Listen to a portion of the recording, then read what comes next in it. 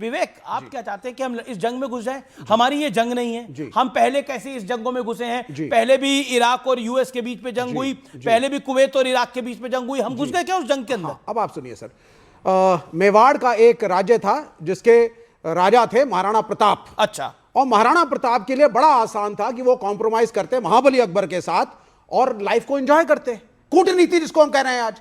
लेकिन उन्होंने कहा कि नो, मेरे हिसाब से कैरेक्टर इसमें है कि मैं अधीनता नहीं स्वीकार करूंगा और मैं युद्ध करूंगा, चाहे हार हो या जीत, मृत्यु हो या जीवन। कहां है वो आदर्श आज भारत का? एक सेकेंड, अभी आज आप भारत के आदर्श को राम, महाराणा प्रताप, पता नहीं किन किन की राष्ट्रवादी प्रदीप भंडारी राष्ट्रवाद सुना दिया। बेवकूफी में राष्ट्रवाद नहीं है, बेवकूफी में राष्ट्रवाद नहीं है। ये बेवकूफी आप कहते हैं भारत आग में जलता है, कहते हैं सर यू आर कॉम्प्रोमाइज। ये तो कोई नहीं कह रहा, यू आर नथिंग। आप अमेरिका के मोहरे बन गए हैं। डोमेस्टिक पॉलिटिक्स अपने तरीके से होती रहेगी, लेकिन आपको लगता है भारत को इस जंग में कूदना चाहिए? बिल्कुल ये आपका विचार हो सकता है, फराज किदवई का नहीं है। एक सेकंड, फराज किदवई, ये आपका विचार है कि भारत को इस जंग में कूदना चाहिए? एक second Pradeep Bhandari, I give you a fair chance mister Bhandari, hold on. Okay Faraz Kidwai, क्या भारत को इस जंग में कूदना चाहिए? भारत का कोई मतलब नहीं है इस जंग में कूदने का। बिल्कुल नहीं कूदना चाहिए। गुड, जंग में बिल्कुल नहीं कूदना चाहिए। लेकिन प्राइम मिनिस्टर साहब को इजराइल में जा करके यह भी नहीं कहना चाहिए कि हम हर तरीके से इजराइल के साथ खड़े हुए हैं। हमको वो भूमिका निभानी चाहिए कि वाकई में हम विश्व गुरु कहलवाएं। अमीर जी, अभी एक बड़ी इंपॉर्टेंट बात हुई, आपने मिस कर दी। आपके इतने बड़े शो पर एक साहब ये कह करके निकल गए कि थोड़ा बहुत यहूदियों ने अगर मार भी दिया तो क्या हो गया, और आपने उस पर ऑब्जेक्ट भी नहीं किया। क्या आप इसको इंडोर्स करते हैं कि आपके इतने बड़े शो पर यह कहा जाए कि कुछ लोगों को मार दिया तो क्या हुआ? क्या मतलब किलिंग को जस्टिफाई किया जाएगा? किलिंग को किसी तरीके से जस्टिफाई नहीं किया जा सकता, किसी को जस्टिफाई नहीं किया जा सकता। लेकिन रमजान तो पूरे दुनिया में चल रहा है ना। रमजान कोई अकेला ईरान में तो चल नहीं रहा था, यूएई में भी रमजान है, रमजान का पाक महीना है, सऊदी में भी है। मतलब यहां कहा जा रहा है कि सऊदी अरब कॉम्प्रोमाइज्ड कंट्री है, यहां कहा जा रहा है यूएई कॉम्प्रोमाइज्ड कंट्री है। सब अमेरिका के पिट्ठू हैं और सब अमीर जी, अरे अपनी तरक्की को कोई देखेगा ना? कॉम्प्रोमाइज कंट्री है तो लेफ्ट की तरह बर्बाद हो जाए। सऊदी अरब कॉम्प्रोमाइज कंट्री है। कोई स्टैंड नहीं। अमीर जी, सऊदी अरब कॉम्प्रोमाइज कंट्री है। क्योंकि एक जगह फराज कुछ कह रहे हैं। जी फराज बोलिए फराज। अमीर जी, सऊदी अरब कॉम्प्रोमाइज्ड है आज की तारीख में अमेरिका के हाथ।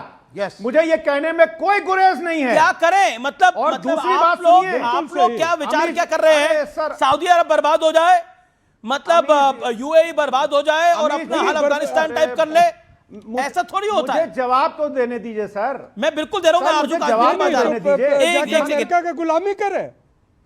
एक सेकेंड, देखिए आज के युग में आरजू, इकोनॉमी जिसकी मजबूत होगी पलड़ा उसका उतना भारी होगा, पलड़ा उसका उतना भारी होगा। सेल्फ सफिशिएंट होना पड़ेगा आज के युग के अंदर। अगर आप सेल्फ सफिशिएंट नहीं हैं तो सब आप पर दबाव बना सकते हैं, और अगर आप सेल्फ सफिशिएंट है, आपको अब बात अपनी मजबूती से फिर आप रख सकते हैं, इसमें कोई दोराई नहीं है। तो सऊदी अरब ने क्या गलती करी अगर वो सेल्फ सफिशिएंट बनने का प्रयास कर रहा है और वो अपनी इकोनॉमी को ठीक रखना चाहता है? यूएई की क्या गलती है इसके अंदर? देखें, जितनी गल्फ कंट्रीज हैं, चाहे वो सऊदी अरब हो, चाहे यूएई हो, कतर, कुवैत, हो सकता है मेरी बात बहुत से लोगों को यहाँ अच्छी ना लगे, लेकिन ये सबके सब अमेरिका के आगे गुलाम बने हुए हैं। ये तो बहुत पावरफुल लोग हैं, इनके पास तो पैसा भी है, इनको तो कोई वर्ल्ड बैंक, आईएमएफ या कहीं और नहीं जाना पाकिस्तान की तरह, लेकिन फिर भी ये उनके गुलाम हैं। और अगर अमेरिका जो इशारा करता है, ये गल्फ कंट्रीज अनफॉर्चुनेटली वही करती हैं। इसलिए मैं तो बिल्कुल नहीं समझती कि ये कोई इंडिपेंडेंटली अपना काम करते हैं। नहीं, कोई नहीं कह रहा, लेकिन बताइए ना, पर ये एक बताइए ना, सऊदी तो खुद ही फोन कर रहा था बार बार ट्रंप को कि आइए अटैक करिए, ईरान पे अटैक करिए। It was not Trump decision, ये सऊदी चाह रहा था, यानी सऊदी ने ट्रंप पे दबाव बना दिया। सर, सऊदी इतने स्ट्रांग कब से हो गए कि वो डोनाल्ड ट्रंप को फोन करेंगे और डोनाल्ड ट्रंप मान जाएंगे? मुझे तो नहीं लगता कि वो सऊदीज की बात को सुनेंगे या किसी और की बात को सुनेंगे, सिवाय इजराइल के। शायद ही कोई इतना पावरफुल है जो अमेरिका से कोई काम करवा सकता है। ओके, प्रदीप भंडारी। अमीश भाई, आपके शो पे कितना बड़ा षड्यंत्र एक्सपोज हुआ। विवेक श्रीवास्तव, समाजवादी पार्टी और पाकिस्तान तीनों को गल्फ की कंट्रीज से इसीलिए नफरत है कि वहां पे इकोनॉमिक प्रॉस्पेरिटी है मुसलमान की। ये तो पाकिस्तान को अपना मॉडल बना रहे हैं। मतलब अगर कोई कंट्री जहां पे मुसलमानों की पर कैपिटा इनकम बढ़े, उनको रिचनेस मिले, उनकी आर्थिक समृद्धि हो, वो अपने राष्ट्रीय हित के साथ में आगे बढ़े, तो इनको इसी बात से नफरत है कि अरे वो कैसे आगे बढ़ गया। इनकी राजनीति यही है कि मुसलमान को आर्थिक रूप से पीछे रखो, हिंदू यहाँ पे हमेशा मुसलमान को पीड़ित दिखाओ और उसके नाम पे राजनीति करो। आप देखिए आपके शो पे सप्पा भी वही बोल रही है, पाकिस्तान से आई हुई पत्रकार भी वही बोल रही है। 2004 से 14 के बीच में 20 second respond to this. Global conflict में कांग्रेस खुद घुसी। ओके फराज भाई, मतलब आप मुसलमानों की तरक्की के खिलाफ है फराज भाई। सऊदी के मुसलमान मुसलमान नहीं है, दुबई के मुसलमान मुसलमान नहीं है, कतर के मुसलमान मुसलमान नहीं है। आपको भूखे नंगे ही मुसलमान चाहिए अफगानिस्तान पाकिस्तान की तरह। अच्छे कपड़े वाले भी देख लिया करिए। पहली बात तो आप अपना डेटा क्लियर कर लीजिए कि यूएई में जो 30% इंडियन पॉपुलेशन है उसमें ज्यादा हमारे हिंदू भाई हैं। तो ये मुसलमान हर जगह ना ले आया करिए। मैं रुक करता हूं आरजू काज़मी का। आरजू काज़मी, अब ये कॉन्फ्लिक्ट बहुत बढ़ गया है। अगर मैं इसको भारतीय भाषा में बोलूं तो रायता बहुत फैल गया है और ये समेटता हुआ नहीं दिख रहा। How do you see it?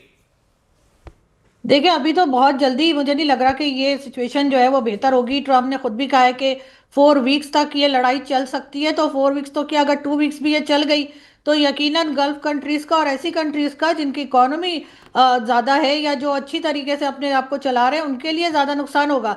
हमारे पास पहले ही कुछ नहीं है तो हमने खोना क्या है? हमारे पास खोने के लिए भी कुछ नहीं है। तो हमारी जैसी कंट्रीज को इतना फर्क नहीं पड़ेगा जो कि IMF या वर्ल्ड बैंक के सहारे चल रही है। लेकिन जिन कंपनीज का या जिन कंट्रीज के बिजनेसेस चल रहे हैं, स्टॉक एक्सचेंज आज कई कंट्रीज की क्रैश हुई है, तो डेफिनेटली उनको बहुत नुकसान होगा। और इसके लिए इन लोगों को ट्रंप को और जो इजरायली गवर्नमेंट है उसको रोकना चाहिए, चाहे वो मोदी जी बात करें या कोई भी बात करे, जिसकी बात भी सुनी जाए। तो मेरे ख्याल है लड़ाई रुकवाने में तो बिल्कुल हमें ईगो नहीं दिखानी चाहिए। आप कह रहे हैं कि इस जंग से पाकिस्तान को तो कोई फर्क नहीं पड़ने वाला? नहीं, देखिए महंगाई हो जाएगी, उससे ज्यादा तो कोई फर्क नहीं पड़ेगा ना। हमारा तो इतना ना कोई इंपोर्ट एक्सपोर्ट का बिजनेस चल रहा है, ना ही हमारी इकोनॉमी को इतना ज्यादा कहीं काम कर रहे हैं हम लोग कि जिसे हम ये कहेंगे हमारा बिजनेस रुक जाएगा, हमारी तो आपके पास एक बारी 2 विंडो में दिखाइए। एक इंपोर्ट एक्सपोर्ट तो है आपके पास बहुत बढ़िया वाला, आप समझ ही रही होंगी मैं किसकी बात कर रहा हूं। किसकी बात कर रहे हैं? एक्सपोर्ट करते हैं जो टेररिज्म। अब देखिए आप इधर बिजनेस की बात कर रहे हैं, वो टेररिज्म एक अलग टॉपिक है, टेररिज्म एक अलग इशू है। पाकिस्तान अभी कह रहा है कि जी हम खुद भी फेस कर रहे हैं, लेकिन जाहिर है हम इन्हें सपोर्ट करते रहे। अब जिन लोगों को सपोर्ट करते रहे, अब जब वो आके हमारे ही सर के ऊपर फटना शुरू हो गए तो अब हमें लग रहा है कि वो टेररिस्ट हैं। तो ये चीज तो पॉलिसी अपनी देखनी पड़ेगी। आप अपना ध्यान रखिएगा, आप अपना ध्यान रखिए। आप ऐसे मुल्क में रह रही है, we wish all the best to you. और निश्चित तौर पर भारत मजबूत हाथों में है और भारत को पता है कि भारत को क्या करना है कम वॉट में। मुस्कुराइए, आप हिंदुस्तान में हैं क्योंकि आप होली मनाएंगे, रंगों से खेलेंगे, गुजिया खाएंगे। मुस्कुराइए, आप हिंदुस्तान में हैं क्योंकि 4 मार्च को आप T20 विश्व कप का सेमीफाइनल भी देखेंगे।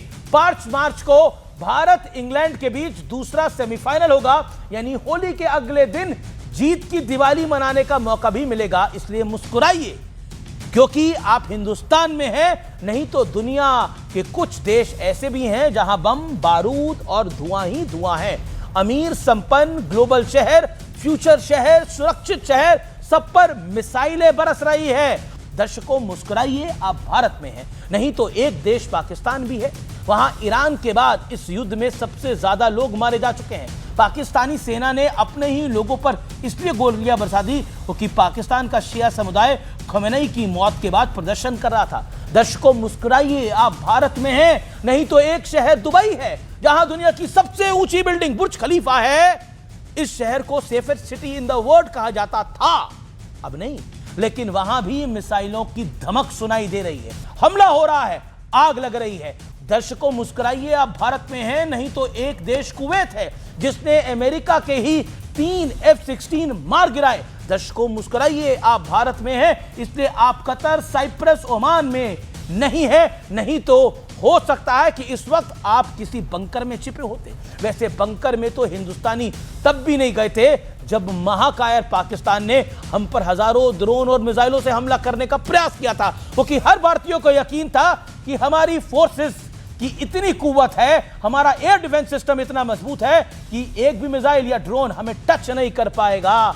और ऐसा ही हुआ। दर्शकों मुस्कुराइए, आप भारत में हैं, क्योंकि आज देश में ऐसी सरकार है जिसकी नीति यह नहीं है कि एलएसी पर निर्माण ना करना हमारी सबसे बड़ी डिफेंस स्ट्रैटेजी है। आज भारत तरक्की कर रहा है और कुशलता के साथ खुद को सुरक्षित भी रख रहा है। हमारा ट्रैक कितना परफेक्ट है इसका बहुत बड़ा सबूत भारत की ग्रोथ स्टोरी दे देती है। फिर भी ना जाने क्यों कुछ लोग विचलित हैं। ये लोग क्यों चाहते हैं कि भारत अपने हितों को रिस्क पर रखकर ईरान के लिए बैटिंग करें, उस ईरान के लिए जिसके साथ ना तो मुस्लिम वर्ल्ड का कोई मुल्क खड़ा है, नॉट इवन सिंगल, और ना ही उसके ऑल वेदर साझेदार समझे जाने वाले रशिया और चाइना।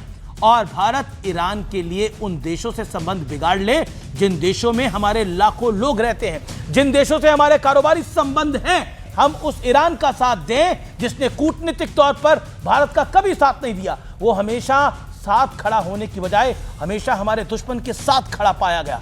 हम ईरान से तेल लेते हैं, इसमें ईरान का कोई एहसान नहीं है।